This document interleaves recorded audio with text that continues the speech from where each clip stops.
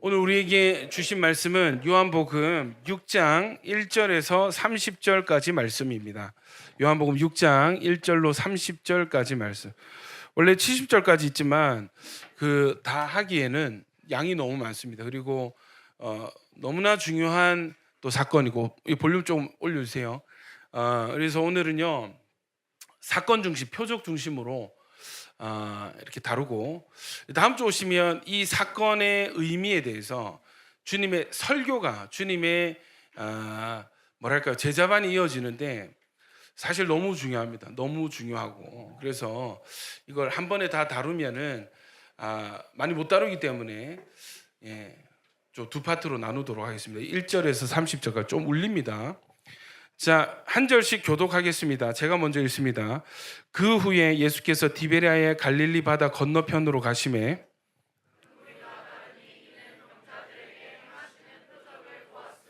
예수께서 산에 오르사 제자들과 함께 거기 앉으시니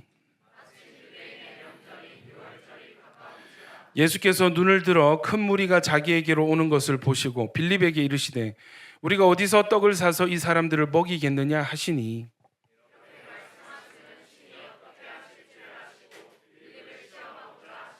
빌립이 대답하되 각 사람으로 조금씩 받게 할지라도 200데나리온의 떡이 부족하리이다.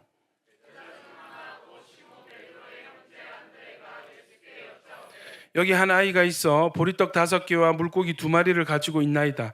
그러나 그것이 이 많은 사람에게 얼마나 되겠사옵나이까?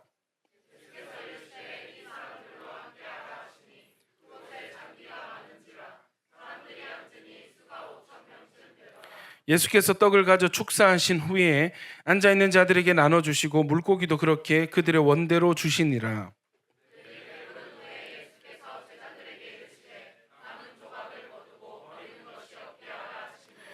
이에 거두니 보리떡 5개로 먹고 남은 조각이 12바구니에 찼더라.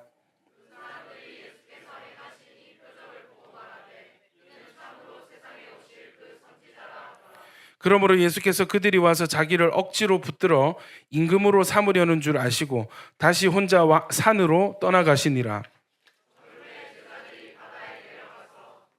배를 타고 바다를 건너 가버나움으로 가는데 이미 어두웠고 예수는 아직 그들에게 오시지 아니하셨더니 제자들이 노를 저어 10여리쯤 가다가 예수께서 바다 위로 걸어 배에 가까이 오심을 보고 두려워하거늘 이에 기뻐서 배로 영접하니 배는 곧 그들이 가려던 땅에 이르렀더라.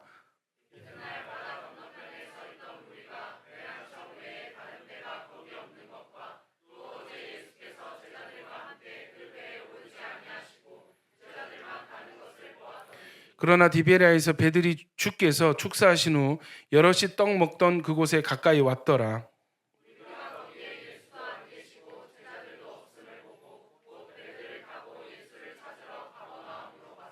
바다 건너편에서 만나 라삐여 언제 여기 오셨나이까 하니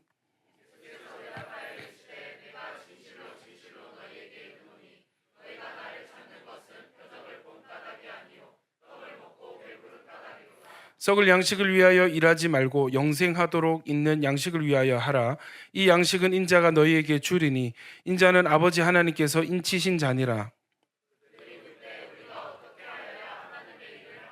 같죠? 예수께서 대답하여 이르시되 하나님께서 보내신 이를 믿는 것이 하나님의 일이라. 할렐루야. 한 거의 2주 만에 거의 본예배로 드린 것 같습니다. 제주도를 잘 다녀왔고요. 갈 때마다 느끼는 것은 하나님께서 항상 또 말씀을 준비해 주시고 하나님의 마음을 깨닫게 해주시는 것이 참 이게 신묘막측하고 하나님께서 우리를 사랑하신 줄 믿습니다. 요한복음 6장 1절부터 4절까지 다시 한번 읽겠습니다. 시작. 그 후에 예수께서 디베랴의 갈릴리 바다 건너편으로 가시매 큰 무리가 따르니 이는 병자들에게 행하시는 표적을 보았음이로라. 예수께서 산에 오르사 제자들과 함께 거기 앉으시니 마침 유대인의 명절인 유월절이 가까운지. 자, 언제가 가깝다고요? 유월절이 가까웠습니다. 여러분, 예수님께서 이 공적인 사역을 시작하신 연도가 몇 년? 어떤 사람은 3년 반이라 하고 어떤 사람은 3년이라고 합니다. 자, 이 1년에 한 번 유월절이라는 절기가 있습니다. 그런데 여러분 다른 복음서에도 중요하게 유월절을 다루는데 유월절마다 사건이 일어나요. 왜냐하면 유월절마다 예수님은 이제 이스라엘 모든 성인 남성들은 이 세 번의 절기 때마다 어디에 살든지 예루살렘, 왜 예루살렘을 가야 될까요? 성전이 거기에 있기 때문입니다. 성전으로 여행을 떠나야 됩니다. 예수님도 유대인 남자였기 때문에 율법에 따라 유월절마다 예루살렘을 가셨어요. 3년 사역하셨으니까 몇 번? 유월절 몇 번? 3번의 유월절을 지키셨습니다. 첫 번째 유월절이요. 언제였냐면 사역 초기에 예루살렘으로 올라가셔서 성전을 정화하실 때, 기억나시죠? 그때가 첫 번째 유월절이었습니다. 두 번째 유월절이 오늘 본문이고요. 6장. 세 번째 유월절에 무슨 사건이 있습니까? 예수님이 십자가에 달리시는 거예요. 이해되시죠? 오늘은 두 번째. 그래서 이 예수님의 공생의 사역이 3년이다 하는 것을 무엇으로 추론하냐면 이 세 번의 유월절을 기준으로 계산을 하는 거예요. 사도 요한은요, 요한복음을 기록한 사도 요한은 예수님이 세례를 받으시고 곧바로 사역을 시작하신 것처럼 이 중간 과정을 생략하고 있지만 다른 복음서들을 함께 겸하여 보면은 예수님께서 세례를 받으시고 그 다음에 어떻게 됐어요? 성령이 이끌려 광야로 가셔서 40일 동안 진짜 생짜배기 진짜 금식하시고 세 번의 시험을 이기시고, 이해되시죠? 그리고 나서 이렇게 사역을 시작하신 것들, 가나의 혼인잔치, 갈릴리 가나의 혼인잔치, 포도주를 물로 바꾸는 사건들, 이런 것들로 이제 사역을 시작하셨습니다. 요한복음 6장의 시간적인 배경은요, 예수님의 공생의 사역 2년째 유월절을 앞둔, 그러니까 유월절 날이 아니라 유월절이 가까운지라 했습니다. 6장은 예수께서 물고기 2마리와 보리떡 5개로 20세 이상 성인 남성만 5,000명을 먹이시고 12바구니. 저는 이게 제가 이제 성경을 설교 준비하면서 12광주리가 입에 익어 있는 거예요. 근데 광주리가 아니고 바구니입니다. 그런데 이렇게 번역한 것은 이유가 있다 없다? 있다. 광주리가 다르고 바구니가 다르더라고요. 저도 이 설교 준비하면서 알았습니다. 그래서 이 이야기는요, 전반부에 예수님이 설교를 하시는데 아시잖아요. 예수님 스타일 설교가 길거든요. 이해되십니까? 그러니까 이 밥 먹을 때가 된 거예요. 이해되시죠? 그래서 여차저차 이렇게 밥을 먹이시고 그 사건 직후에 일어난 사건이 뭐냐면 예수님이 제자들만 막 이렇게 몰아가지고 지금 여기가 갈릴리 호수, 갈릴리 바다 한편인데 반대편으로 배를 태워서 보내시는 거예요. 그리고 무리를 본인이 해산하시고, 이해되시죠? 그러니까 급히 제자들을 등을 떠밀어 가지고 바다 건너편으로 보내시고 자기는 산에 올라가셔서 기도하시다가 새벽에 이 풍랑이 일 때 바다 위를 걸어오십니다. 이해되시죠? 그리고 배 위에서 제자들이 막 목숨을 걸고 살려고 발악을 할 때 예수님이 물 위에 서 계시는 걸 보고 베드로가 저도 걸어도 되겠습니까? 해가지고 오라. 그래서 걷다가 풍랑을 보고 빠지다가 건져주시고 믿음이 없는 자여, 적은 자여 하고 혼나고 배에 올라가지고 하나 진정한 하나님의 아들이십니다. 이렇게 고백하는 그 사건이 이어집니다. 그리고 여러분, 이제 다음 주에 다룰 내용은 뭐냐면 그 다음 날 됐을 때 하루가 지났잖아요. 예수님은 제자들 먼저 보내고 걸어오셨고 배 타고 반대편으로 가셨고 이제 이 흩어졌던 무리들이 다시 예수님을 찾기 시작하는 거예요. 어제 해산했던 그 지역으로 온 것 같아요. 예수님이 없어요. 예수님도 없고 제자들도 없어요. 근데 뭐도 없냐면 배도 없는 거예요. 근데 여기 성경을 보면은 원래 이 부둣가에는 이쪽 해변에는 배가 한 대밖에 없었는데 분명히 제자들, 여러분 무리가 해산되기 전에 예수님이 제자들 배를 태워서 반대편으로 보내는 거를 무리들이 봤잖아요. 그죠? 예수님이 다 해산을 시켰는데 그래서 보니까 분명히 예수님 어제 배를 안 탔는데 예수님도 안 계신 거예요. 그래서 예수님 찾아라 해가지고 자기 배를 가져다가 이 갈릴리 호숫가를 찾기 시작합니다. 어디서 찾아요? 건너편, 어제 있었던 정반대편에서 예수님과 제자를 찾습니다.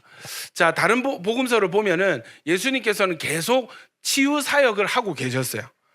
사람을 고치고 계셨어요. 근데 어제 그 떡을 먹었던 그 무리들이 예수님 찾아와 가지고 이제 예수님이 이들과 대화하는 장면이 이제 설교 부분, 다음 주에 나눌 부분이 되는데, 여러분, 기적이 중요할까요, 안 중요할까요? 중요합니다. 기적은 중요합니다. 왜냐하면 이 표적을 보아야, 예수님이 표적을 일으키신, 기적을 일으키신 이유가 뭐예요? 나 대단하지, 나 힘세지, 나 능력 있지 자랑하시는 거예요? 아니잖아요. 예수님 지금 사활적으로 하고 계시는 일이 무엇입니까? 예, 그리스도가, 하나님의 약속이 너에게 이루어졌다. 너희가 죄로 인해서 하나님과 단절되어서 살아도 지옥이고 죽어서도 지옥 가는 인생에게 이제 다시 하나님께로 나아가고 지옥 가지 않고 심판받지 않고 천국 갈 수 있는, 살 수 있는 새로운 길이 열려졌다 하는 것을, 그걸 알리시는 중입니다. 그 길이 누구예요? 예수님 그분 자신이에요. 그러니까 나를 믿어라, 내가 하나님 아들이다, 내가 너희가 기다리던 구원자고 그리스도고 메시아다. 여러분, 유대인들은요 구약 성경을 이미 달달 암송하고 맨날 공부하는 사람들이기 때문에 구약에 예언되었던 하나님의 약속, 내가 아들을 보내줄 것이다, 메시아를 보내줄 것이다 하는 그 약속을 알까요, 모를까요? 이미 아는 상태고 기다리는 상태였습니다. 그러면 예수님이 나타나서 내가 바로 그니라, 내가 구약 성경에 하나님이 말씀하셨던 예언된 그 사람이 나야, 나를 믿으면 돼 할 때 사람들이 잘 믿을까요, 안 믿을까요? 보통 안 믿습니다. 그죠? 그래서 뭐를 해야 돼요? 증명을 해야 됩니다. 이 증명 과정 중에 두 가지 방편이 사용이 되는데, 첫 번째는 표적, 기적을 보여주시고, 그래서 가시는 곳마다 귀신들을 제어하시고 축사하시고 병든 것을 고쳐주시고, 이해되시죠?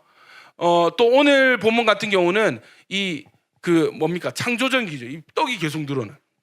사람들 막 먹이는 거예요. 이해되시죠? 그리고 두 번째가 뭐냐면 이 표적과 증언입니다. 설교를 통해서 예수님께서 자기에 대해서 증거된 이 성경의 말씀들을 풀어주시면서 사람들에게 믿음을 주시는 거예요. 나를 믿어라, 내가 그니라. 아멘이십니까? 그런데 오늘 사건의 이 특이점이 뭐냐면, 사람들이 분명히, 여러분, 보리떡 5개와 물고기 2마리로 배불리 먹고 몇 바구니 남았어요? 12바구니 남죠? 그런데 여러분, 믿음으로 연결이 안 되는 거예요. 사실 이런 일은 이전에도 있어 왔습니다. 예수님이 문둥병 걸린 사람들이 와가지고 예수님이 곧 가서 검사받아라 하니까 가는 길에 문둥병이 나왔어요. 나병이 나왔어요. 그런데 여러분, 예수님을 믿는 사람은 10명 중에 1명밖에 안 되는 거예요. 나머지는 치유만 받고 돌아가는 거예요. 이해되세요? 예수님의 행한 일이 이것보다 훨씬 많다 그랬습니다. 이걸 다 기록하면 이 세상의 모든 책도 부족하다 했어요. 이해되시죠? 예수님은 가는 곳곳마다 기적을 일으키시고 치유를 해주셨습니다. 그러니까 여러분, 당시에 예수님께 치유받는 사람들이 엄청 많았을 거예요. 근데 그 사람들이 다 믿음으로 연결이 됐는가? 그건 아니라는 거예요. 자, 우리 교회 안에서도 여러분 재밌는 게 있습니다. 우리가 막 어떤 인생을 살다가 보면 여러 가지 문제가 생기잖아요. 그러면 우리는 하나님을 믿고 기도합니다. 근데 문제를 하나님께서 은혜를 주셔가지고 그 문제가 해결될 때가 있어요. 그죠? 그런데 여러분, 재밌는 일은, 이거 부인할 수 없는 일은 뭐냐면, 그렇게 어려울 때는 하나님 바지가랑이 붙들고 살려주십시오 기도해가지고 하나님 그 기도를 들으시고, 정말 이거는 사람이 아니라 하나님이 하신 일이다 고백할 수밖에 없는 기적으로 우리를 살려주시는 거예요. 문제가 해결되는 거예요. 이해되시죠? 그런데 이게 믿음으로 연결이 안 되는 거예요. 기도 응답이 믿음의 성장으로 연결이 안 되는 거예요. 하나님이 이렇게 문제를 해결해 주시면 더 주님을 사랑하고 뭔가 주님을 향한 이 신뢰와 이 마음의 변화가 있어야 되는데, 그게 안 되고 먹고 땡인 거예요. 흔히 말하는 먹튀가 일어나요. 이해되십니까? 이 회복된 몸으로 다시 세상으로 돌아가서 쾌락을 즐기고, 회복된 재정으로 내 욕심을 채우고, 이해되세요? 이게 어느 기간 동안 반복이 되어서 나타나더란 말입니다. 이해되시죠? 여러분, 하나님이 우리의 기도를 들어주시는 이유가 뭘까요? 주님이 이 사람, 배고픈 사람들의 빵을 기적적으로 먹여주시는 이유가 뭘까요? 뭔지 아십니까? 배부름 자체가 목표가 아니에요. 맛있는 음식이 목표가 아니에요. 믿음입니다. 아멘이죠. 모든 하나님의 응답의 목표는 믿음입니다. 우리가 지금 5월 말씀 기도회로 지금 계속 진행을 하고 있는데, 여러분 너무 좋지 않으십니까? 매일 이렇게 믿음에 관련된 주제로 하는 말씀 배우고, 이게 믿음이 여러분 자라나는 것 같지 않으세요? 실제로 어떤 돌파들이 지금 일어나고 있습니다. 아멘이시죠? 너무 기뻐하시는 거예요. 너무 기뻐하시는 거예요. 성경을 읽어보니까 오늘 말씀도 믿음입니다. 할렐루야. 여러분 진짜 하나님 우리에게 기대하고 바라시는 것은 다른 어떤 인간적인 열심, 뭐 은혜 받아서 많이 섬기고 뭐 봉사하고 좋다 이거예요. 그러나 믿음 없이 섬기는 것 아무것도 아닙니다. 하나님 원하시는 것은 우리 중심의 심령의 믿음이에요. 주님을 향한, 예수님을 향한 믿음을 하나님은 지금도 기대하고 계십니다. 왜 내가 이 교회에 왔을까? 왜 내가 또 이런 과정 중에 있을까? 예전에는 안 그랬는데 최근에 왜 이런 일들이 일어날까? 여러분 하나님의 뜻과 계획을 발견하시길 축원합니다. 하나님 지금 여러분 믿음을 위하여 일하고 계십니다. 할렐루야. 자, 여러분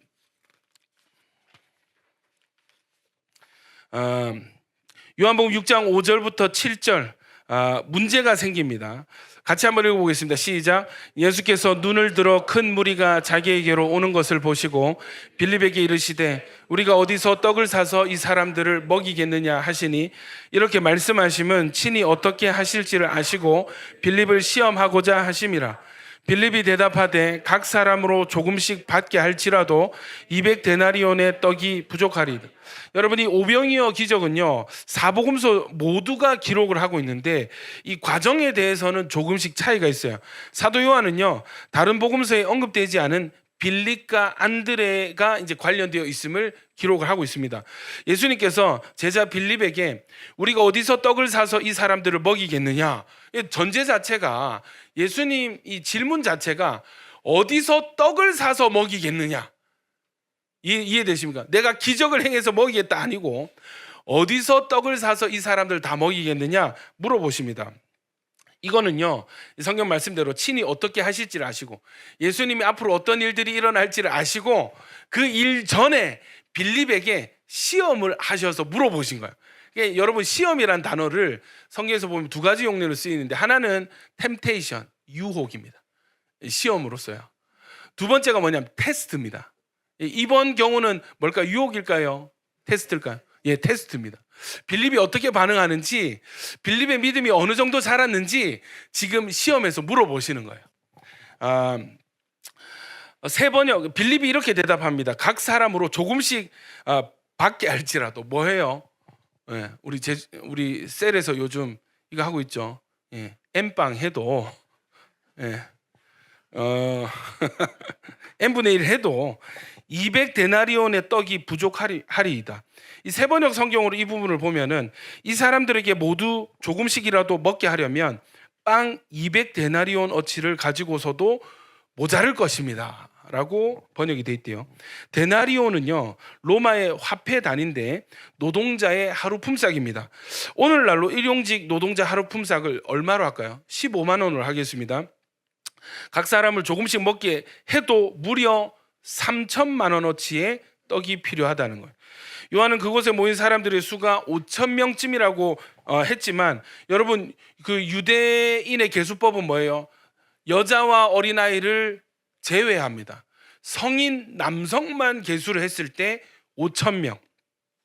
그러면 여러분 당시에 여자도 있을 것이고 애들도 있을 것인데, 애를 많이 낳을 때요 적게 낳을 때요? 많이 낳을 때입니다. 여러분 최소 못해도 2-3명 있었을 거예요. 이해되시죠? 오케이, 뭐 갓난아기는 집에 있다 치고 또 엄마들은 집에서 밥을 한다 치고 해도 2배 이상, 10,000명에서 15,000명, 많게 보면 20,000명까지도 볼 수 있는 인원수입니다. 여러분 혹시 10,000명 모인 집회 가보셨어요? 10,000명. 저는 그 옛날에 그 SFC 50주년 기념 행사를 덕유산에서 이렇게 했었는데, 제가 그때 중학교 3학년이었나? 중학생이었습니다. 그때 이제 갔는데 그때 집회에 10,000명이 조금 안 되게 참석을 했는데 그 오대산의 그 산 있잖아요. 집회장 가득 찼었습니다. 가득 찼었습니다. 10,000명 단위가 여러분 진짜 생각보다 많습니다. 이해되시죠? 뭐 그 광화문에 이렇게 사람들 모이면 몇십만 명 이렇게 하잖아요. 저는 사실 그 수치를 다 안 믿습니다. 10,000명 단위가 생각보다 많다니까요. 그들 말대로 60만 명 하면 터져 나갈 걸요. 그렇게 생각이 안 되어져요. 여러분 어쨌든 10,000명에서 15,000명이 모였다는 것은 진짜 보면은 이 사람 막 시꺼먼 사람들이 온 산에 가득 이렇게 있는 거예요. 근데 여러분 밤은 늦었고 밥 먹을 때가 되었는데 이걸 어떻게 밥을 먹여줄 수가 없는 것입니다. 자, 빌립 계산대로 많은 사람에게 조금씩만 나눠준다 해도 3천만 원. 돈이 있어요, 없어요? 없죠. 예. 결국 아주 불가능한 일을 가능하게 하시는 예수님의 능력이 얼마나 크고 놀라운지를 이 숫자가 증명을 해주는 것입니다. 여러분 예수님께서 지금 설교를 하시는데 예수님이 1번 예수님 원래 눈치가 없는 스타일이다. 지금 밥대를 넘겨가지고 원래 그 눈치가 좀 없으셔. 한번 설교하면은 너무 이렇게 열정적으로 하셔가지고 식사 시간 자주 넘기신다. 1번. 2번 다 아셨다. 일부러 그러신 것이다. 몇 번일까요? 2번입니다. 2번. 이해되시죠? 예. 저는 눈치 없어서 이렇게 막 할 수도 있습니다. 오늘 열 좀 받네. 오늘 좀 한번 풀어볼까 이렇게 하면 이제 2-3시간 갈 수 있습니다. 예수님은 제가 봤을 때 다 아시고 이런 상황을 일부러 세팅을 하신 거예요. 그 증거가 뭐냐면 친히 어떻게 하실 것을 아시고 주님은 계획이 있으셨던 거예요. 앞으로 어떤 일들이 일어나서 어떤 결과가 될지 알고 계셨어요. 그래서 느긋하게 빌립에게 시험하시는 것입니다. 여러분 예수 믿으면 다 잘 살 것 같잖아요. 예수 믿고 예배 잘 드리면 문제가 사라지고 어떤 나쁜 일이 안 생기고 원하는 것들이 다 이루어질 것 같잖아요. 근데 여러분 그러셨습니까? 아니시죠? 여러분 참 재밌게도 예수님을 믿고 열심히 예배를 드리는데도 이상한 일들이 일어나요. 있어야 될 게 없는 상황, 이 결핍의 상황들이 일어나고 이거 어떻게 하면 좋지? 어떻게 하면 이 상황을 해결할 수 있을까 하는 고민하는, 고뇌하는 시간을 허락하십니다. 이해되시죠? 여러분 아까 앞서 말씀드렸듯이 하나님의 목표는요 우리의 쾌락과 우리의 그냥 마냥 행복이 아닙니다. 이 땅에서의 하나님께서 우리를 인도하시는 목적은 무엇이냐면 말씀드렸죠. 믿음이에요. 여러분 우리가 이 믿음의 중요성과 가치에 대해서 눈을 뜨고 있지 못한 상태입니다. 다 그런 상태에서 시작해요. 그러니까 초등학교 이런 데 가서 전도를 해보면 야 얘들아 우리 다 죄인이야. 예수 안 믿으면 죄사함 받지 못하면 지옥 간다. 야 지옥 가면 되지 뭐 이렇게 하거든 애들. 지옥 가지 뭐. 이해되세요? 근데 여러분 어른들도 별로 그렇게 차이가 없습니다. 이게 뭐 지옥 가면 되지 이런 말을 안 하지만 이미 삶의 증거, 삶의 궤적이 뭐냐면 지옥 가는 여정을 그리고 있습니다. 끝에 대해서 뭐 있겠어? 죽으면 뭐 있겠어? 그냥 살아서 잘 사는 게 중요하지. 이미 그런 선택들 점을 찍어 가고 있고 앞으로 그렇게 할 것이 보여지잖아요. 우리 상태도 그렇게 다를 바 없습니다. 여러분 속하나님의 구원은 이러한 상태에서부터 시작을 하시는 거예요. 하나님 모르고 야 믿음에 대해서 이 참 귀하게 여길 줄 아는데 속았다. 내가 인간들에게 속았다. 그러시는 분이 아니라 주님은 다 알고 계셨습니다. 아멘이죠. 깨닫지 못하는 자들을 깨닫게 하시는 하나님을 찬양합니다. 여러분 여기에 우리의 소망이 있어요. 여기에 우리가 소망이 있어요. 여러분 하나님은 불가능한 것을 행하십니다. 이루십니다. 그러니까 우리의 믿음, 이 불가능해 보이는 믿음의 성장도 하나님이 하십니다. 아멘이죠. 그래서 여러분 하나님은 이 결핍의 상황들을 허락하세요. 부족한 상황들을 허락하세요. 문제 상황들을 허락하세요. 근데 여러분 참 재밌는 것은 이 섭리를 제가 다 이해하고 설명할 수가 없습니다. 이 고난의 신비를. 이해되시죠? 근데 여러분 제가 분명히 증거할 수 있는 것, 선포할 수 있는 것은 뭐냐면 이 고난을 하나님 이 믿음으로 통과해낸 사람들은 결과가 이 신앙이 성장하더라는 거예요. 믿음으로 연결되는 사람들은 구원에 가까워지더라는 것입니다. 아멘이죠. 이게 이 고난을 놓고 봤을 때 고난 전의 믿음과 고난 후의 믿음이 다르더라는 거예요. 그러면 하나님의 의도하신 목적이 뭐겠어요? 이 변화를, 믿음의 변화, 믿음의 성장이 애시당초 시작이었다, 근거였다. 아멘입니까? 이걸 목적으로 하신 거예요. 자, 여러분, 이러한 결핍의 상황 가운데 여러분이 문제 상황을 잘 통과하기 원하시죠? 또 하나님의 의도대로 성장하기 원하시죠? 여러분, 하나님은 말씀에 우리의 로드맵, 우리 인생의 로드맵, 신앙 여정의 모든 지도를 말씀에 다 숨겨주셨어요. 자, 여러분, 변화의 시작은 작은 것에서 출발합니다. 아멘입니까?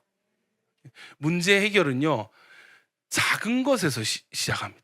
자, 6장 8절에서 10절까지 한번 읽어보겠습니다. 시작. 제자 중 하나 곧 시몬 베드로의 형제 안드레가 예수께 여짜오되 여기 한 아이가 있어 보리떡 5개와 물고기 2마리를 가지고 있나이다. 그러나 이것이 이 많은 사람에게 얼마나 되겠사옴.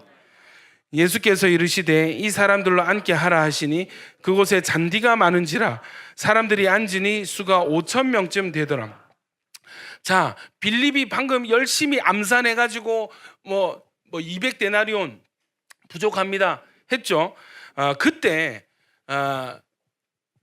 누가 등장을 하냐면 시몬 베드로의 형제 안드레가 도시락 하나를 들고 오는 거예요. 제가 성경을 보니 여기 한 아이가 있어 하는 거 보니까 이 도시락 주인이 한 아이의 도시락이었던 것 같아요. 이 아이를 데리고 오는데 이 아이 손에 도시락이 하나 들려져 있었어요. 내용물이 뭐예요? 보리떡 5개와 물고기 2마리. 여러분, 보리떡 5개 정도 되면은 글쎄 이 양이나 어떤 칼로리를 봤을 때 밥 한 공기 탄수화물 정도 나오지 않을까? 그리고 이 물고기 2마리 정도면 반찬 정도는 되겠죠. 그러니까 당시에 여러분 이 오병이어는 5개와 2마리는 한 사람의 도시락 분량이었다고 해요. 이해되시죠? 안드레가 이 아이를 예수님께 데리고 오는 거예요. 이 아이가 예수님께 도시락을 드리는 것을 이렇게 허용한 거예요. 누구 뒤에? 빌립의 테스팅 뒤에 안드레가 이 반응을 하는 것입니다. 여러분, 여기서부터 상황이 변화되기 시작하고 문제가 해결되기 시작합니다. 아멘이십니까? 주님이 친히 어떻게 하실 것을 아시고 했잖아요. 주님은 기다리고 계셨던 거예요. 이 한 아이의 작은 도시락 하나를 기다리고 계셨던 거예요. 여러분, 이 아이도 성인 남성이 아니라 아이입니다. 이해되세요? 작은 자입니다. 작은 자의 작은 도시락 하나가 많은 사람 모두를 배불리 먹이게 하는 출발점이 되게 된다는 것입니다. 여러분, 작은 것이 작은 것으로 끝나지 않습니다. 아멘이십니까? 왜냐하면 왜일까요? 한번 생각해 보십시오. 여러분, 작은 것이 작은 것이 아니에요. 받을 때는 작은 것이었는데 나중에 보니까 12바구니가 남습니다. 이해되시죠? 왜 이 일이 가능할까요? 받으시는 분이 예수님이시기 때문입니다. 아멘이십니까? 요한복음 12장 24절 같이 한번 읽어보겠습니다. 시작. 내가 진실로 진실로 너희에게 이르노니 한 알의 밀이 땅에 떨어져 죽지 아니하면 한 알 그대로 있고 죽으면 많은 열매를 맺느니라. 계속요. 32 계속. 또 비유를 들어 이르시되 천국은 마치 이는 모든 씨보다 작은 것이로되 자란 후에는 풀보다 커서 나무가 되매 또 비유로 말씀하시되 천국은 마치 여자가 가루 서말 속에 갖다 넣어 전부 부풀게 한. 자, 여러분 저를 보시겠습니다. 하나님 나라에 이 세계는 하나님의 어떤 법칙, 하나님을 알만한 것들, 능력과 신성을 넣어두셨다 했습니다. 새겨두셨어요. 그러니까 우리가 여러분 자연 만물을 유심히 관찰을 하면은 그곳에 하나님의 능력과 신성, 하나님을 인정할 수밖에 없는 어떤 법칙들과 규칙들이 튀어나오게 되어 있습니다. 아멘입니까? 그 많은 규칙 중에 하나님 나라의 법칙이라 생각하는데 그 법칙들 중에 하나가 뭐냐면 여러분 작은 것이 작은 것으로 끝나지 않는 어떤 법칙이 있습니다. 비유적으로 한 알의 밀알이 땅에 떨어져 죽으면 어떻게 된다고요? 많은 열매를 맺는다 했습니다. 이해되시죠? 한 알의 밀알은 작은 것이잖아요. 근데 땅에 심겨졌을 때, 들여졌을 때는 많은 열매를 맺게 됩니다. 또요, 천국은 마치 사람이 자기 밭에 심은 겨자씨 한 알 같다 했어요. 겨자씨 한 알은요, 여러분 참깨 아시죠? 딱 크기가 고만합니다. 그 한 알이 같은데 이게 작은 것이로되 32절에 모든 씨보다 작은 것이로되 자란 후에는 풀보다 커서 나무가 되고 또 공중의 새들이 와서 그 가지에 깃들인다 했습니다. 여러분 우리의 믿음이요 작은 겨자씨와 같고 작은 밀알과 같습니다. 아멘이십니까? 처음부터 큰 믿음 가지고 태어난 사람 아무도 없습니다. 작은 한 알의 씨앗처럼 믿음이 시작이 돼요. 근데 여러분 이 믿음이 드려진 믿음이 될 때 하나님이 받으신 겨자씨가 될 때 이거는 나뿐만 아니라 많은 사람을 살리는 믿음이 되어진다는 것입니다. 아멘이죠. 자, 또한 여러분 누룩 아시죠? 가루 서말 속에 갖다 넣어 전부 부풀게 한 누룩과 같다 했습니다. 여러분 이스트 아시죠? 효소를 이 나무 그 밀가루 포대에 이렇게 조금만 넣으면요 이게 발효가 돼가지고 빵이 부풀어 오릅니다. 작은 것을 넣었는데 결과는 큰 것이죠. 이게 하나님 나라의 법칙입니다. 아멘이십니까? 그러니까 여러분 어느 곳이든지 예수의 이름으로 예수님을 믿고 작은 것을 드리는 그곳에는 여러분 이미 그 결과값은 작은 것으로 정해지지 않고 큰 것을 주님은 준비하고 계시는 것입니다. 마태복음 17장 20절입니다. 같이 읽겠습니다. 시작. 이르시되 너희 믿음이 작은 까닭이 진실로 너희에게 이르노니 만일 너희에게 믿음이 겨자씨 한 알만큼만 있어도 이 산을 명하여 여기서 저기로 옮겨지라 하면 옮겨질 것이요 또 너희가 못할 것이 없으리라. 여러분 지금 앞에 보면은 너희 믿음이 작다 하면서 얼마나 작은지 겨자씨 한 알만큼도 없다. 이해되시죠? 예, 겨자씨 한 알만큼만 믿음이 있어도 산을 옮길 수 있다. 여러분 믿으십니까? 저는 믿습니다. 여러분 그러면 하나님이 우리 인간 세계에서 큰 믿음이 글쎄요 아무리 믿음이 크다 해도 여러분 산을 옮기는 믿음 보셨습니까? 그런 간증 들어보셨습니까? 잘 없잖아요. 어딘가 있을 수 있어요 여러분. 그런데 여러분 우리가 믿음이 큰다 해도 겨자씨 한 알이 안 된다는 것은 주님이 기대하시는 믿음이 이 믿음이 얼마나 중요한지 한 알만큼만 되어도 이 정도면 큰 믿음이다 하실 수 있는 믿음이 되어진다는 것입니다. 여러분 주님은 우리에 대한 기대치가 생각보다 낮을 수도 있습니다. 우리에게 요구하시는 믿음이 어마어마한 그런 믿음이 아니라 겨자씨 한 알보다도 작은 믿음을 지금도 요구하실 수 있습니다. 아멘입니까? 그래서 여러분 저는 우리의 믿음이 성장하는 믿음이 되었으면 좋겠습니다. 아멘이십니까? 여러분 작은 것이요 작은 것이 아니에요. 하나님을 향한 작은 믿음의 변화는 큰 열매로 끝이 나게 하십니다. 왜요? 왜 일이 가능합니까? 받으시는 분이 하나님이시기 때문입니다. 하나님은 우리의 믿음을 바라고 계세요.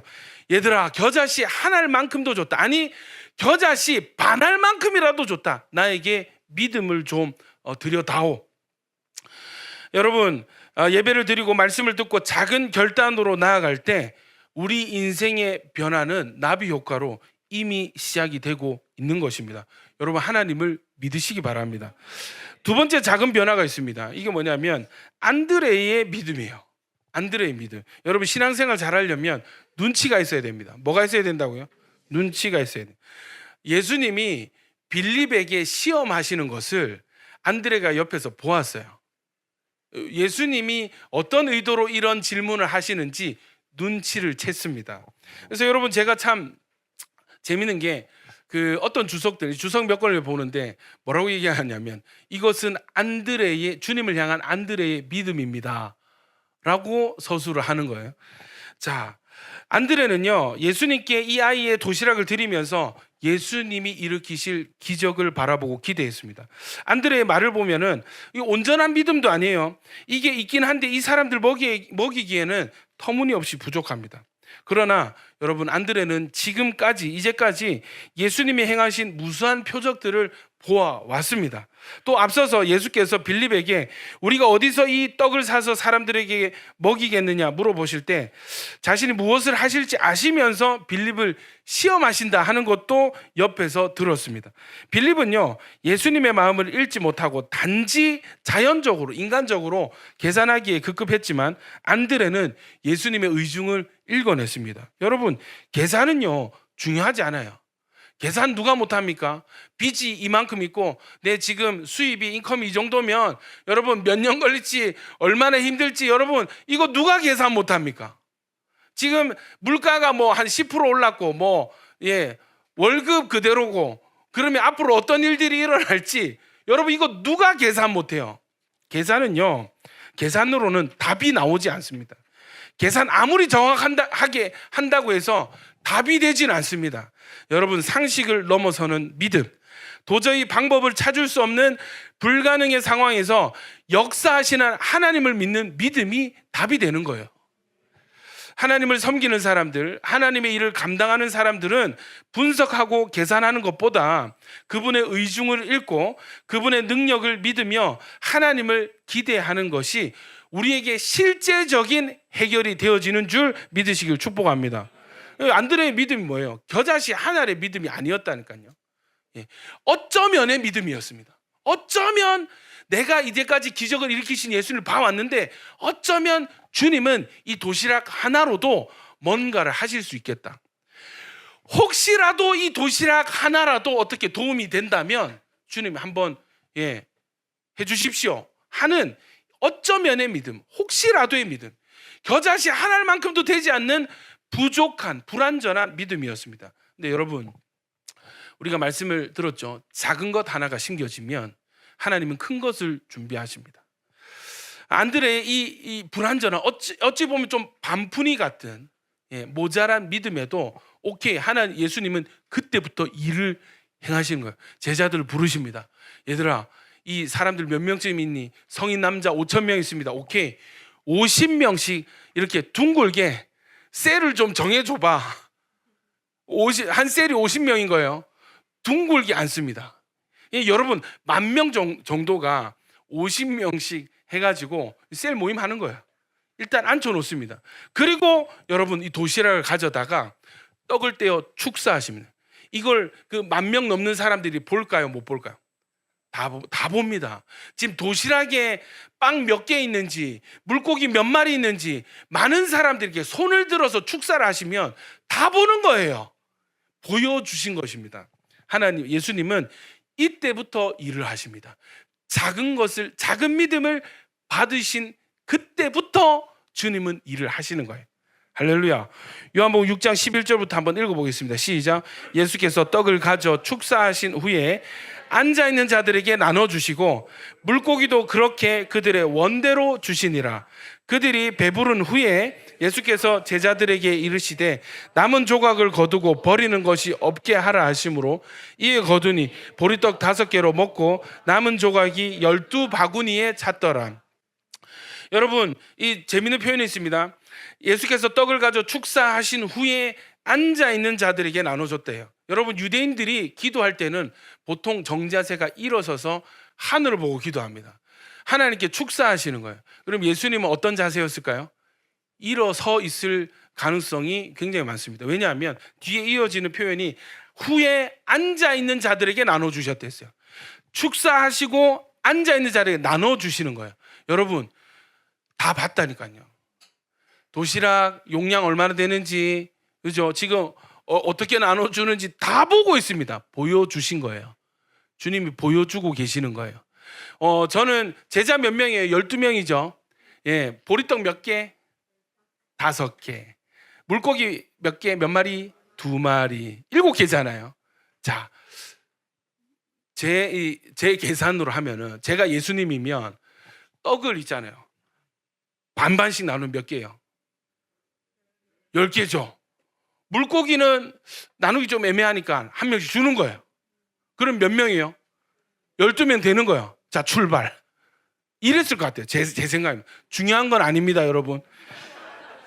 자, 12바구니의 의미가 있습니다. 당시의 보리떡은 조그맣고 납작하게 구워진 것이고 소금에 절인 작은 물고기는 반찬 삼아 먹었을 것입니다. 이 탄단지가 되는 것입니다, 여러분. 이것은 당시 서민들의 한 끼니 도시락인 셈입니다. 예수님께서 어린아이의 바구니에 담긴 보리떡 5개와 물고기 2마리를 가지고 축사하신 후에, 감사하신 후에 떡을 떼어 사람들이 원하는 대로 나누어 주게 하셨습니다. 그러니까 이거 뭐냐면 제한 배식이 아닌 거예요. 뷔페인 겁니다. 손만 들면 제자들이 가서 더 떼어 줍니다. 원대로 원하는 만큼 배부를 때까지 먹여 주시는 거예요. 그리고 나서 그들이 배불리 먹은 후에 그 남은 조각들을 모두 거두게 하셨습니다. 떡과 물고기를 통째로 나눠 주신 것이 아니라 쪼개서 주신 것인데 예수께서는 사람들이 먹고 남긴 그 조각들을 버려지는 것이 없이 모두 거두어 드리게 하셨어요. 그리고 남은 것이 몇 바구니요? 12바구니에 담겨지게 하셨습니다. 왜 12바구니일까요? 자, 1번 모아서 나눠보니까 12바구니 나왔다. 두 번째, 제자들이 한 바구니씩 들고 걷었을 것이다. 몇 번일까요? 알 수 없습니다. 보리떡과 물고기로 군중들을 먹이시고, 왜냐하면 유사한 기적이 한 번 있거든. 오병이어만 있었던 게 아니에요. 뭐예요? 좀 아신다. 첫 번째 기적이 오병이어로 배불리 먹이시고 12바구니를 남겼죠. 자, 두 번째 기적이 뭐냐면 떡 7개와 물고기 2마리로, 아까보다 양이 좀 많다, 그죠? 떡 7개와 물고기 2마리, 뭐 7병2호로 합시다. 4,000명을 먹이시고 이때는 7광주리를 남겼어요. 이해되시죠? 12가 안 나왔습니다. 딱 맞게 떨어지지 않았어요. 그러니까 이거는 뭐냐면 알 수 없다. 알 수 없다. 자, 그런데 여기에서 주목할 점이 있는데 이 바구니와 광주리가요, 단어가 다릅니다.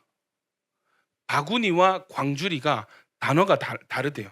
바구니는요, 코피노스라는 단어인데 유대인들이 외출이나 여행을 할 때 먹을 음식물을 담는 작은 소풍용 바구니 같은 그런 장 볼 때 하는 그 정도의 어떤 크기의 바구니를 코피노스 바구니라고 부르고요. 보통 갈대나 버드나무 가지, 나무 섬유 등을 재료로 엮어서 만드는 진짜 바구니 같은 거. 이해되시죠? 두 번째 기적에 나온 7병이어 때 사용되었던 광주리는 용어가 스피리스인데 이거는 뭐냐면 갈대나 버드나무로 만든 상당히 큰 나무 그릇이고 이건 언제 쓰냐면 농산물이나 어획물 또는 대량의 물건을 저장하고 운반하는 용도로 사용되고 때로는 긴 여행의 물건을 담는 용도로 사용하는, 그러니까 바구니는 한 요만 했을 거예요. 요 정도 음식을 담는 통이니까. 근데 스피리스는 뭐예요? 이 수확물을 담아야 되니까 이게 다라이 같은 막 이렇게 큰 막, 이해되시죠? 그거예요. 그런데 여기서 왜 바구니와 이 광주리가 왜 다르게 사용되었는가? 코피노스는요, 유대인들의 정결한 음식을 담는 용도로 사용하는 그릇이었어요. 자, 유대인들이 여행을 할 때 유대인들이 제일 피하고 싶은 상대가 있습니다. 누굽니까? 이방인들. 사마리아인들 싫어한 것도 사마리아인들을 이방인처럼 여겼기 때문입니다. 이방인들 만나기 싫어요. 이방인들은 부정하다고 생각합니다. 근데 여러분, 음식 들고 갔는데 이방인들이랑 같이 이렇게 하다가 같이 식사를 하다가 음식이 닿으면 어떻게 돼요?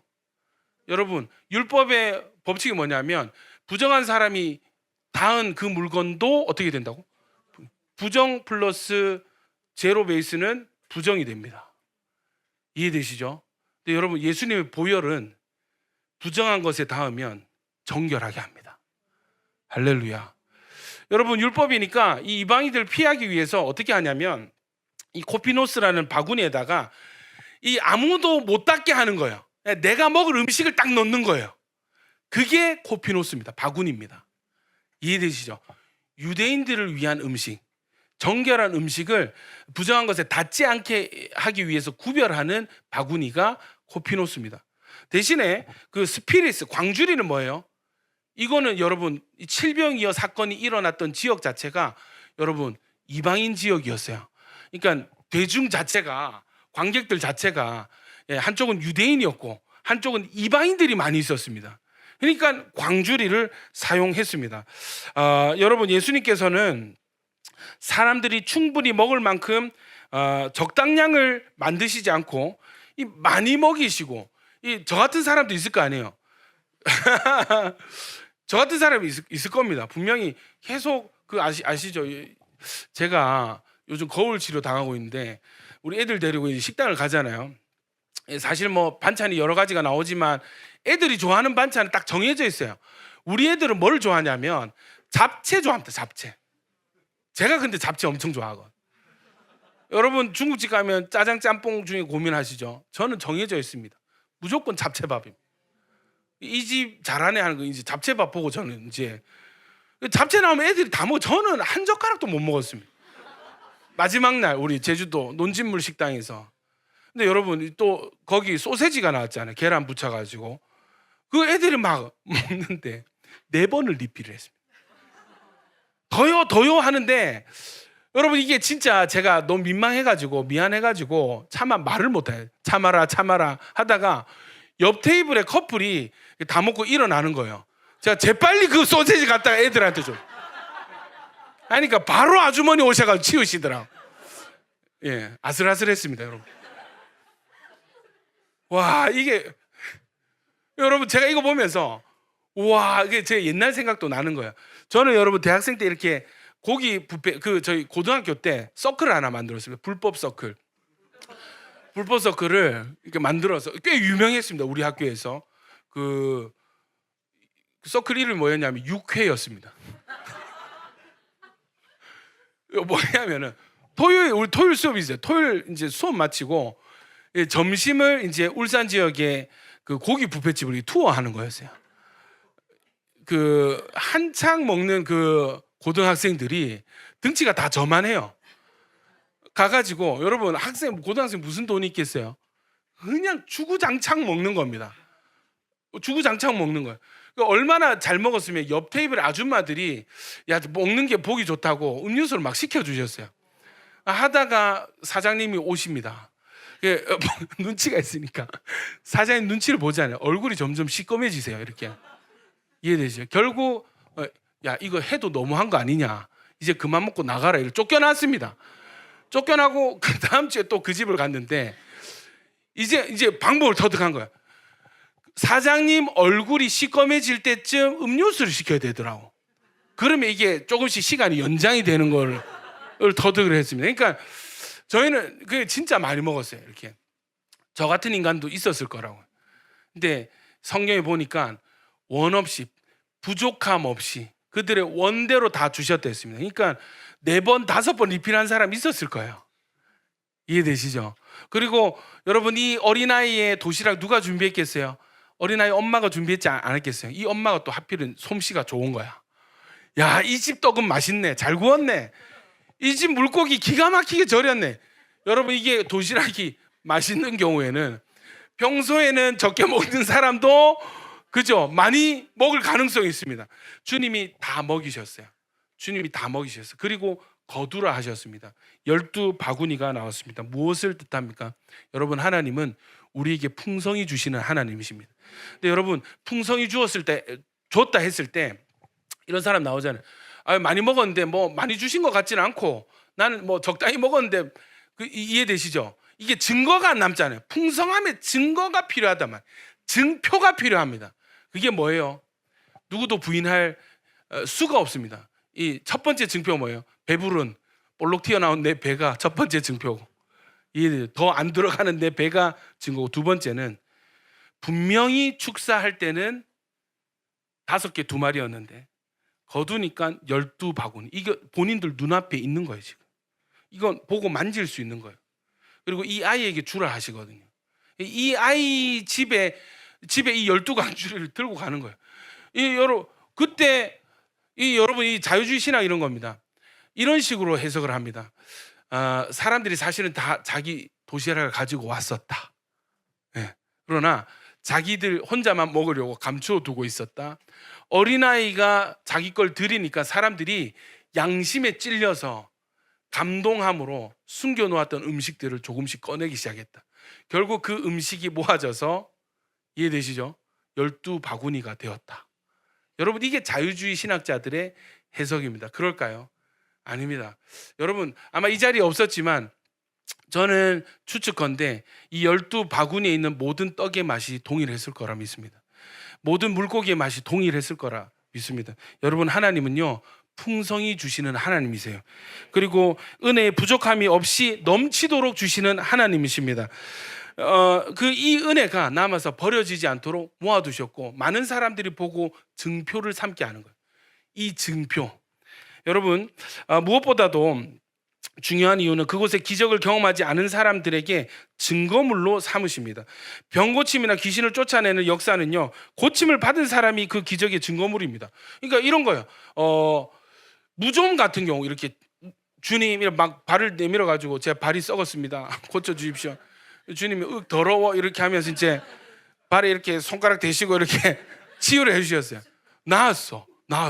이해되시죠? 근데 여러분, 제가 이제 무좀 환자니까 그 무좀이 한 번씩 증상이 완화되는 때가 있어요. 이해되세요? 증상이 완화됐다가 또 갑자기 심해졌다가 하는 그런 주기가 있는 것 같아요. 근데 치유를 받았는데 이 사람이 주관적으로 이거는 우연히 때가 되어서 잠시 수그러든 것이다 라고 주장할 수 있잖아요. 증거가 없는 거예요. 명확한 증거가. 근데 여러분, 12바구니는 증거가 됩니까? 안 됩니까? 되어지는 것입니다. 여러분, 요한복음 6장 14절 같이 한번 읽어보시겠습니다. 시작. 그 사람들이 예수께서 행하신 이 표적을 보고 말하되 이는 참으로 세상에 오실, 여러분, 증거가 된, 표적이 된 증거가 무엇인가? 사람들의 눈이 바뀌기 시작합니다. 예수님을 바라보는 눈이 바뀌기 시작해요. 고백이 바뀌기 시작해요. 이 표적을 보고 이는 참으로 세상에 오실 그 선지자, 세상에 오실 그 선지자라고 고백하기 시작하는 것입니다. 여러분, 이 그 선지자라는 것은 신명기 18장에 모세가 장차 오실 메시아에 대한 예언에 하나님 보내주실 분에 대해서 그 선지자, 한 선지자를 너에게 보내주실 것이다, 예언한 구절이 있거든요. 한번 읽어보겠습니다. 신명기 18장 15절부터 16절까지 시작.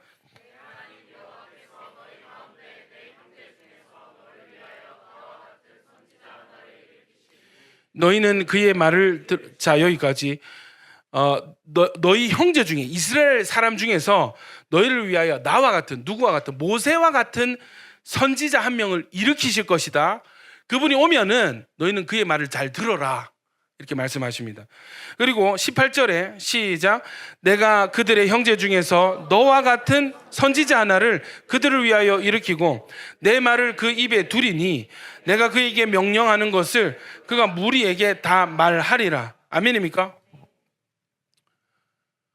자, 이 17절에 뭐라 하냐면 여호와께서 내게 이르시되 모세에게 이르시되 그들의 말이 옳도다. 내가 그들의 형제 중에서 너와 같은, 모세 너 같은 선지자 하나를 일으켜서 내 말을 그 입에 둘 것이니까 내가 그에게 명령하는 것을 그가 무리에게 말할 것이다. 그러니까 이 선지자가 나타난다면 이 선지자 입에서 나오는 모든 말들이 누구의 말이 돼요? 하나님 아버지의 말이 되는 거예요.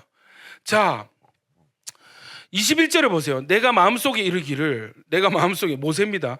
그 말이 여호와께서 이르신 말씀인지 우리가 어떻게 알리요? 예, 하리라. 막 그렇잖아요. 이게 진짜 신명기 이 모세와 같은 이 한 선지자가 예수님인지 아닌지 어떻게 아냔 말이에요.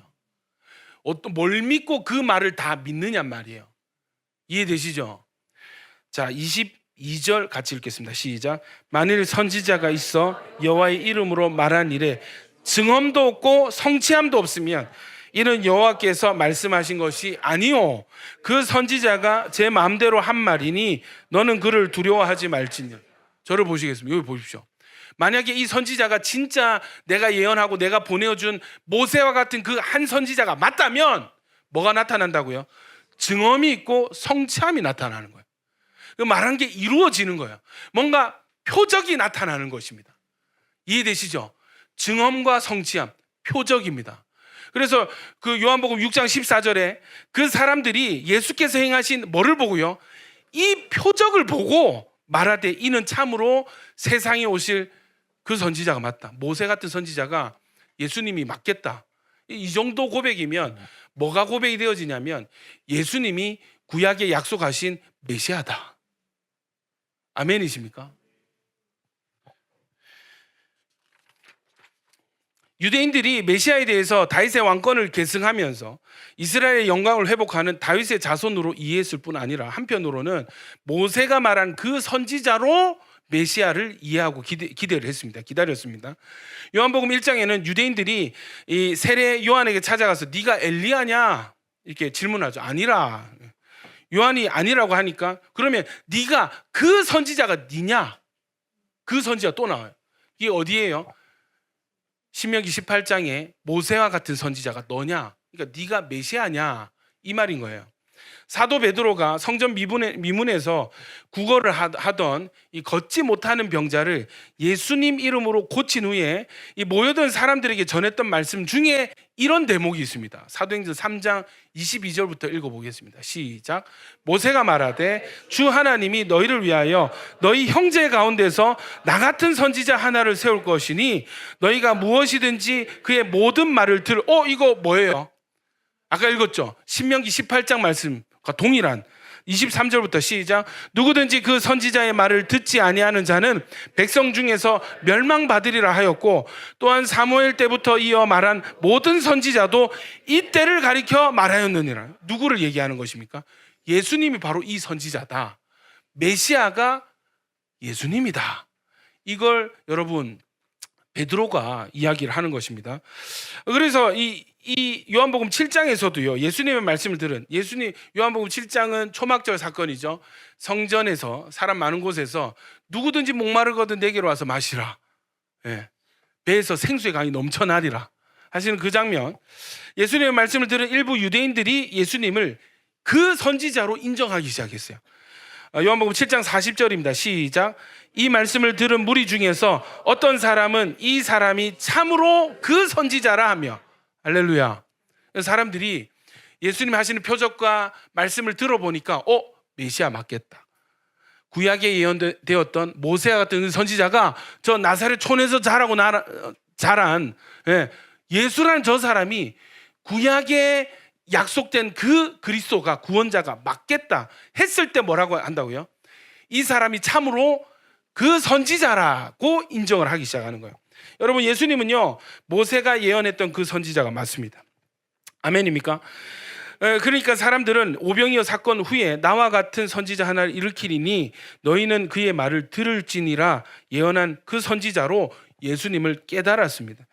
일반적으로 이스라엘 선지자들은요 하나님께서 주신 메시지를 백성들에게 전하는 것이 주된 일이지만 사람들이 생각할 때 모세와 같은 선지자라고 하면은 단순히 말씀만 선포하는 사람이 아니라 모세나 사무엘처럼 이 통치자의 권위를 가지고 백성들을 이끌고 보호하고 다스리는 사람. 모세와 같은 선지자. 모세는 어떻게 했어요? 말만 리더고 뭐 선지자지만 하는 일은 꼭 대통령 같아요. 왕 같아요. 그죠? 그가 앞서가고 그 뒤를 따라가고 뭔가 문제가 생기면 모세가 해결해주고 뭐 서로 갈등과 다툼이 있으면 모세가 재판해주고 뭐 같아요? 왕 같단 말이에요. 그러니까 정치적인 어떤 그죠? 지도자 같단 말이에요. 자, 그래서 사람들이 모세와 같은 그 선지자구나. 그래서 임금으로 삼으려 한 거예요. 정리가 되시죠? 자, 메시아들 유대인들의 메시아관이요 이 당시에는 어떻게 형성이 됐냐면 지금 로마의 나라가 거의 주권을 뺏겼잖아요. 거의가 아니지. 주권을 완전히 뺏겼잖아요. 그러니까 이스라엘 나라의 국권을 회복할 사람이 메시아다라고 기다리는 거예요.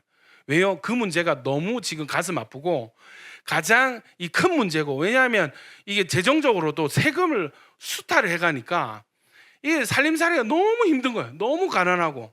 이해되시죠? 노예로 끌려가고 막 뭔가 뭐 주권대로 행할 수가 없고. 이해되시죠? 나라가 너무 힘든 거예요. 로마의 압제를 당하니까.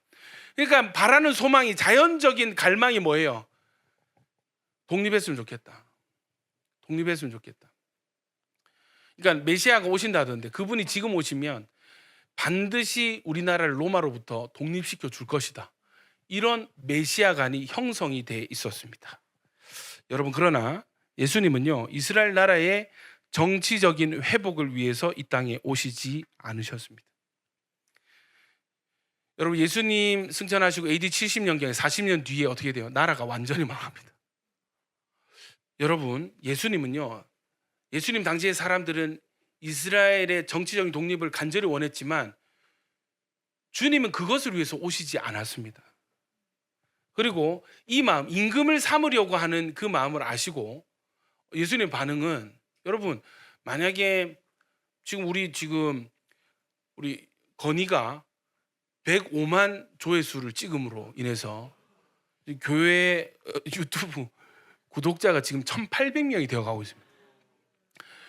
지난주까지만 해도 200명, 300명이었는데 그것도 많다 생각했는데 갑자기 여러분 지금 2,000명대로 진입할, 여기서 만약에 뭐 라헬이나 뭐 희찬이나 한 건 더 터뜨려 주면, 이제 한 건만 더 터뜨리면 누구라도 한 방만 더 이제 후속타가 이어지면은 거뜬히 2,000명 넘겠다 하는 계산이 나오죠. 계산이. 이해되시죠? 뭐 얘기하다가 또 이 얘기했죠.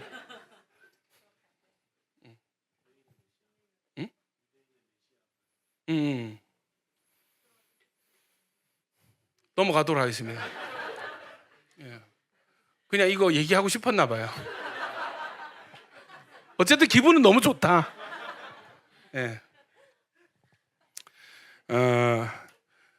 여러분, 오케이.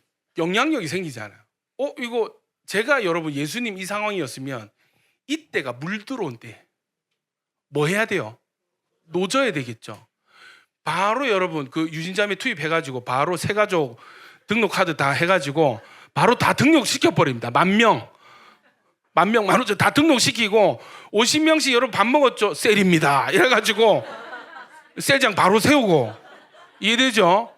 예배 이제 몇 번 이제 하다 보면은 1년 안에 건물 하나 세울 것 같아요. 너 목회하기 너무 좋지. 이런 목회가 어디 있어? 기적 한번 보여줬더니 성도가 10,000명이 됐네. 여러분, 이게 여러분 세상적인 성공의 관점에서 보면은 놓칠 수 없는 기회잖아요. 우리 인생에도 물 들어올 때가 있잖아요. 열심히 노를 져야 되잖아요. 지금 후속타 필요하다니까요, 여러분. 유튜브에 후속타 필요합니다. 누구라도 좀 희찬이 좀 고문해가지고 좀 더 귀엽게 해봐. 찬양할 때 조금 더 이쁘게 해봐. 이렇게 막 해가지고 어떻게든 찍어가지고 올리면 2,000명 넘을 것 같다니까요. 여러분, 예수님이 이런 좋은 타이밍에 어떻게 하셨냐면 제자들 보내시고 무리들 해산시키시고 자기는 산으로 올라가는 거예요. 이해가 안 되죠? 이해가 안 되는 것입니다. 자, 여러분, 예수님이 그들의 육신적인 원함을 다 아셨습니다. 지금 이스라엘에는 모세 같은 임금이 필요하다는 것도 아시고, 또 이 사람들에게 가난한 사람들이니까 또 매일의 양식이 필요한 것도 아셨어요. 근데 주님은 이때 그들과 분리되셨습니다. 여러분, 사람들의 소원과 예수님의 목적이 다를 때가 있어요. 우리의 소원과 주님의 소원이 다를 때가 있어요. 여러분, 예수님은요 우리의 소원을 들어주시는 분입니다. 분명히 말씀에 우리 마음의 소원을 들어주신다 했습니다. 예수님은 우리 문제도 해결해 주십니다. 우리가 간절히 원하는 무언가를 주시기도 합니다. 아멘이시죠? 그러나 주님은 우리의 소원만 들어주시기 위해서 이 땅에 오신 분이 아니라는 거예요. 예수님은요 이 땅에 하나님의 뜻을 행하러 오셨습니다. 우리가 받고 싶어하는 것과 하나님이 주기 원하시는 것이 다를 때가 있어요. 우리 목표와 하나님의 목표가 다릅니다. 여러분, 끝이 다르면요 여정이 끝났을 때 주님과 함께 할 수가 없어요. 자, 보십시오. 출발할 때는 같은 출발선에서 출발을 하는 거예요. 같이 출발을 하는 거예요. 근데 서로 바라보는 목적지가 다른 것입니다. 여정이 끝났을 때 두 사람은 헤어질 수밖에 없습니다. 다른 곳에 설 수밖에 없습니다. 여러분, 왜 같은 출발점이라 하냐면 지금 이 사람들의 신앙 고백이 뭐예요? 이는 참으로 그 선지자다. 이 사람이야말로 메시아다. 이해되죠? 이거는 맞습니까? 틀립니까? 맞죠? 그런데 이들의 목적지가 달랐어요.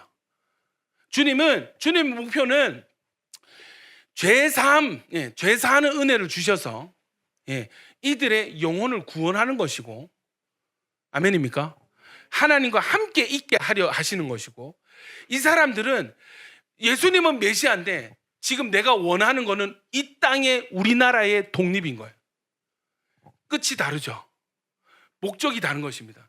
예수님 그 선지자 맞아요. 메시아 맞아요. 그것도 알고 믿었어요. 끝이 다른 거예요. 여러분, 이때 주님은 이들과 분리되십니다. 이들을 보내십니다. 해산시키십니다. 여러분, 이렇게 되어서는 안 된다는 거죠. 여러분, 하나님의 꿈이 우리의 꿈이 되어야 될 줄로 믿습니다. 하나님의 목표가 우리의 목표가 되어야만 합니다. 하나님의 시선이 머무는 그곳에 우리의 시선도 머물러야 합니다. 천국에 간다는 것은 하나님과 함께 한 공간에 사는 것을 의미한데, 끝이 다르면 하나님과 다른 곳에 설 수밖에 없다라고 얘기했습니다. 여러분, 신앙 고백도 중요하지만 하나님의 목표도 중요한 거예요. 하나님의 계획도 중요한 거예요. 예수만 믿고 복음만 조금 알고 아멘 아멘 하는 것으로 저는 불충분하다고 생각합니다. 성경을 배우셔야 됩니다. 하나님 계획을 아셔야 됩니다. 하나님의 최종 목적지를 알아야 됩니다. 여러분, 어떻게 하면 하나님의 생각이 우리의 생각과 같아질 수 있을까요? 아니요, 다시 우리의 생각이 어떻게 하면 하나님의 생각과 같아질 수 있을까요? 어떻게 하면 우리의 시선이 하나님의 시선이 머무는 그곳에 우리의 시선이 머물 수 있을까요? 여러분, 오직 하나님의 말씀과 성령으로만 가능한 줄 믿습니다. 계시록 1장 3절 읽겠습니다. 시작. 이 예언의 말씀을 읽는 자와 듣는 자와 그 가운데 기록한 것을 지키는 자는 복이 있나니, 때가 마지막이 다 되었는데 누가 이 마지막에 주님과 함께 설 수 있는가? 이해되시죠? 계시록의 끝은 하나님의 장막이 그들 가운데 계셔서 하나님이 그들과 함께 그 장막에 거하시는 것으로 끝이 난단 말이에요. 아멘입니까? 누구에게 이 은혜가 있다고요? 이 예언의 말씀을 읽는 자와 듣는 자와 그 가운데 기록한 것을 지키는 자가 복이 있는데, 왜냐하면 지금이 마지막 때이기 때문입니다. 여러분, 고린전서 2장 10절부터 12절까지 읽습니다. 시작. 오직 하나님이 성령으로 이것을 우리에게 보이셨으니 성령은 모든 것 곧 하나님의 깊은 것까지도 통달하시느니라. 사람의 일을 사람 속에 있는 영 외에 누가 알리요? 이와 같이 하나님의 일도 하나님의 영 외에는 아무도 알지 못하느니라. 우리가 세상의 영을 받지 아니하고 오직 하나님으로부터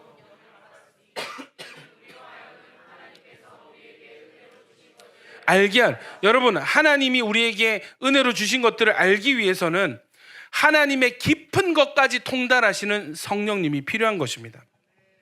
사람 일을 사람 속에 있는 영 외에 알 수 없듯이 하나님의 일도 하나님의 영 외에는 아무도 알 수 없다 했습니다. 여러분, 우리가 하나님을 알 수 있는 유일한 길은 말씀과 성령입니다. 여러분, 인생 가운데 우리 믿지 않는 여러분 계십니까? 혹시 여러분, 말씀을 들어보십시오. 복음을 들어보십시오. 예수가 그리스도이심을, 예수를 왜 믿어야 되는지, 왜 반드시 예수를 믿어야 되는지 알 수 있습니다. 아멘이십니까? 그리고 이 신앙 고백에 동의하시는 믿음 있는 우리 성도 여러분, 우리의 시작이 좋습니다. 여러분, 잘 믿으셨어요. 예수님이 그리스도십니다. 우리의 끝이 중요한 것이야. 끝이 주님과 동의를 해야만 하는 것입니다. 어떻게 그것이 주파수가 맞춰질 수 있습니까? 하나님의 말씀과 하나님의 깊은 것을 통달하시는, 하나님의 모든 것을 아시는 성령님, 하나님의 영의 인도를 받을 때에, 기도할 때에 내 뜻이 아니라 하나님의 뜻을 분별하게 되어질 수 있는 것입니다. 여러분, 예수님이 누구신지 정확히 알고 믿는 것이 거듭나는 것이고, 거듭나는 것은 새로 태어나는 것입니다. 출생했습니다. 시작이 된 것입니다. 끝이 같아져야 됩니다. 돌이켜보면 우리 안에는 하나님과 다른 결말들이 너무 많아요. 하나님이 최종 목적지로 바라보고 계시는 그 청사진과 우리 마음에 그리는 우리 인생의 목적이 되는 마지막의 그 그림이 다른 부분이 너무 많아요. 여러분, 이 세상에 속한 우리의 욕심의 그림들이 있습니다. 목사에게는요, 목회의 성공이 주님과 다른 그림이 될 수가 있어요. 주님이 우리 교회에 기대하는 그 그림과 제가 바라고 꿈꾸는 그림이 다를 수 있습니다.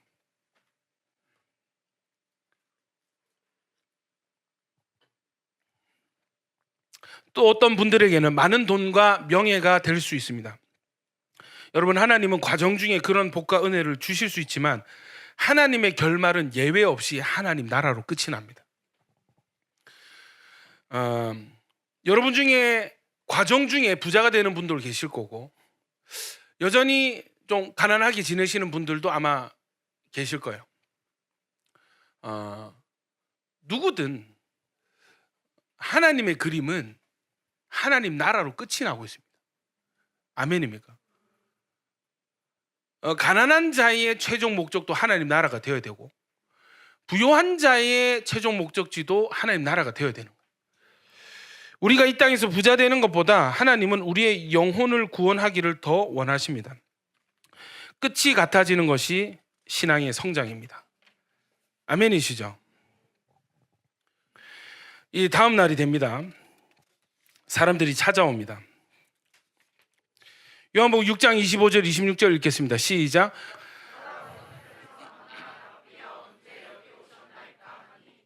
예수께서 대답하여 이르시되 내가 진실로 진실로 너희에게 이르노니 너희가 나를 찾는 것은 표적을 본 까닭이 아니오 떡을 먹고.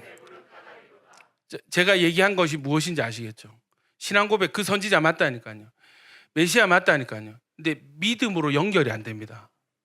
하나님 나라로 순종이 안 됩니다. 여전히 뭐예요? 표적을 본 까닭이 아니오. 여러분, 이 사람들이 표적 못 봤어요? 다 봤죠? 뭐 때문에 예수님 찾았습니까? 떡을 먹고 배부른 까닭입니다. 이 사람은 우리를 먹여줄 수 있겠다. 이 사람은 우리나라를 독립시켜 줄 수 있겠다. 여러분, 예수님은 우리 인생의 모든 문제를 해결해 주시는 분이십니다. 아멘이시죠? 그러나 예수님은 우리의 문제 해결만을 위해서 이 땅에 오신 분이 아닙니다. 때에 따라선 오히려 예수님이 우리를 문제 상황 한복판으로 인도하시기도 합니다. 제자들 등을 떠밀어 가지고 풍랑이는 바다 한가운데 두셨단 말이에요. 예수님이 우리에게 문제를 사용하시기도 합니다. 예수님이 우리에게 원하시는 게 뭘까요? 말씀 마무리하겠습니다. 요한복음 6장 27절, 이제 다음 주부터 이어질 예수님의 설명의 초입 부분입니다. 27절부터 29절까지 한번 읽어보겠습니다. 시작. 썩을 양식을 위하여 일하지 말고 영생하도록 있는 양식을 위하여 하라. 이 양식은 인자가 너희에게 주리니 인자는 아버지 하나님께서 인치신 자니라. 그들이 묻되 우리가 어떻게 하여야 하나님의 일을 하오리까? 예수께서 대답하여 이르시되 하나님께서 보내신 이를 믿는 것이 따라할까요? 믿는 것이 하나님의 일입니다. 한 번 더요. 믿는 것이 하나님의 일입니다. 여러분, 하나님의 회복 계획은 가장 깊은 영역에서부터 시작하십니다. 우리는요, 적당히 한 중간부터, 겉에서부터 가장 중심의 가장 중요한 문제는 좀 건너뛰고 부담스러우니까, 꺼내놓기 부담스러우니까, 이거 이해도 안 되고 잘 모르겠으니까 지금 당장 내 눈앞에 있는 문제, 껍데기로서의 문제, 돈 좀 주세요, 해결해 주세요, 잘 되게 해주세요, 낫게 해주세요. 이거 껍질이거든요. 근데 주님의 회복의 출발 지점이 어디예요? 가장 깊은 곳, 가장 근원되는 곳에서부터 주님은 치료를 시작하십니다. 타락한 마음, 우리의 너무 뺀질거리고 얄팍한 우리의 욕심은요, 당장 나한테 필요한 문제 해결 원합니다. 적당히 원하는 거예요. 적당히. 주님, 뭐 구원 알겠고 돈 문제나 좀 해결해 주십시오. 얄팍한, 너무 뺀질거리는 타락한 우리의 본성, 우리가 인지하는 문제에서부터 출발하고 싶어 합니다. 타락한 우리의 자아는요, 깊이를 싫어해요. 깊이 들어가는 거 싫어하고요, 깊이 들어오는 것도 싫어해요.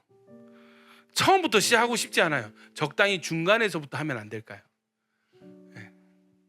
깊이 들어가면 고민할 것도 많고, 깊이 들어가면 공부할 것도 많고, 순종할 것도 왜 그렇게 많고, 포기해야 될 것도 많고, 깨달아야 될 것도 많고, 내가 내려놓고 깨어져야 될 것도 너무 많은 거예요. 깊이를 싫어합니다. 타락한 우리 본성에서부터 구원을 시작하십니다. 그래서 주님은요, 우리가 바라지 않는 것을 우리에게 주시려고 해요. 우리가 원하지 않는 치료에서부터 시작하시려고 하는 거예요. 근데 여러분, 이것이 우리를 진짜 사랑하시는 하나님의 사랑입니다. 아멘입니까?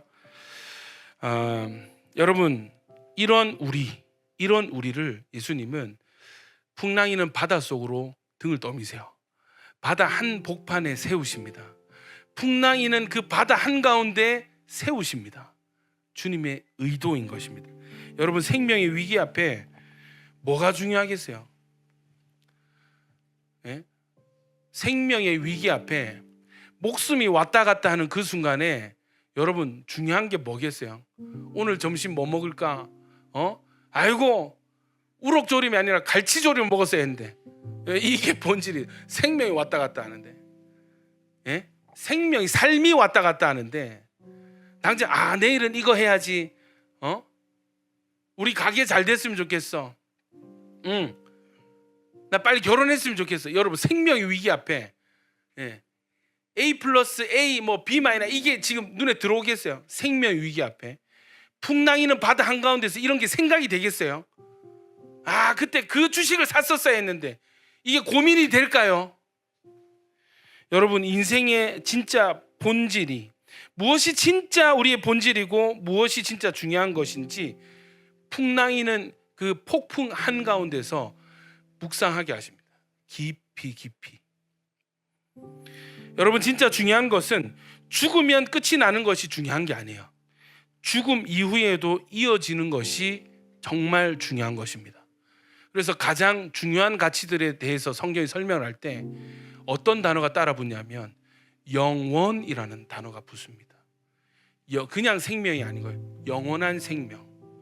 믿음, 소망, 사랑, 이 세 가지는 영원히 있을 것인데, 푸른 마르고 꽃은 시드나 주의 말씀은 영원할 것이라 했습니다. 아멘이십니까? 여러분, 죽으면 끝이 나는 것, 그거는 잠시 잠깐 누리는 것입니다. 하나님은 우리에게 영원한 생명과 영원한 복을 주시기를 원하십니다. 그래서 하나님께서는 지금도 우리를 말씀의 세계로, 주님의 세계로 초대하고 계십니다. 그저 이 세상이 좋사오니 주님, 이 정도도 충분합니다. 이 정도면 먹고 살만합니다. 좋습니다. 행복합니다. 이 정도 행복하면요, 주님, 죽어도 지옥 가도 괜찮을 것 같습니다. 여러분, 이 상태가 마음이 둔하여진 상태인 거예요. 예수 잘 믿어서 내가 원하는 거 한번 땡겨보고 싶습니다. 기도 열심히 해서 한번 이루어보고 싶습니다. 왕이 되면 좋겠습니다. 목회도 성공했으면 좋겠고요. 예, 학교도 시험 잘 보고 합격하고, 예, 졸업 잘해가지고 취업도 잘하고 결혼도 잘하고 싶습니다. 높은 자리 하나 주시면 좋겠습니다. 마음이 둔하여진 거예요. 주님, 이런 둔하여진 마음을 바다 한복판에서 깨우시는 것입니다. 요한복음 6장 27절입니다. 썩을 양식을 위하여 일하지 말고 영생하도록 있는 양식을 위하여 하라. 이 양식은 인자가 너에게 주리니 인자는 아버지 하나님께서 인치신 자니라. 그들이 묻되, 주님, 그러면 우리가 어떻게 하여야 하나님의 일을 하오리까?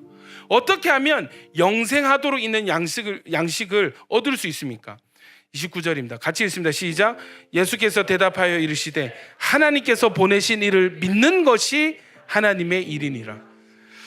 여러분, 예수님을 그리스도로 믿는 것이 하나님의 가장 중요한 일입니다. 우리 인생의 본질이 회복되는 가장 중요한 출발점이 예수님을 믿는 것입니다. 할렐루야.